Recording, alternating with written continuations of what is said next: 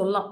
So, அப்ப நம்ம அந்த ரூட் காஸ் நம்ம கண்டுபிடிச்சு, அந்த ஒரு பிரச்சனைய சரி பண்ணிக்கிட்டா மட்டும் தான், நம்ம உடம்புடைய ரத்த அளவு கூடுமே தவிர, நம்ம பிளட்ட இன்கிரீஸ் பண்ணோன்னு, அப்பத்திக்கு நம்ம எதனா ஒரு டேப்லெட்ஸ் எடுக்கிறதோ, இல்ல அப்பத்திக்கு நம்ம ஏதாவது ஒரு ஜூஸ் குடிச்சாலோ, இது வந்து கம்ப்ளீட்டான ஒரு சொல்யூஷன் கிடைக்காது.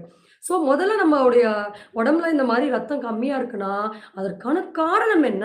அப்படின்னு ஜஸ்ட் நாமளே ஒரு பர்சனல் அப்சர்வேஷன் மாரி பண்ணிட்டு, அதுக்கு தகுந்த மாதிரி ஒரு கம்ப்ளீட்டான ஒரு விஷயங்கள் என்னெல்லாம் பண்ணா திரும்ப பிளட் லெவல் கம்மியாகாம தொடர்ந்து ரைஸ் ஆகும் அப்படிங்கிற மாரி நம்ம என்ன மாரி விஷயங்கள்லாம் பண்ணணும்.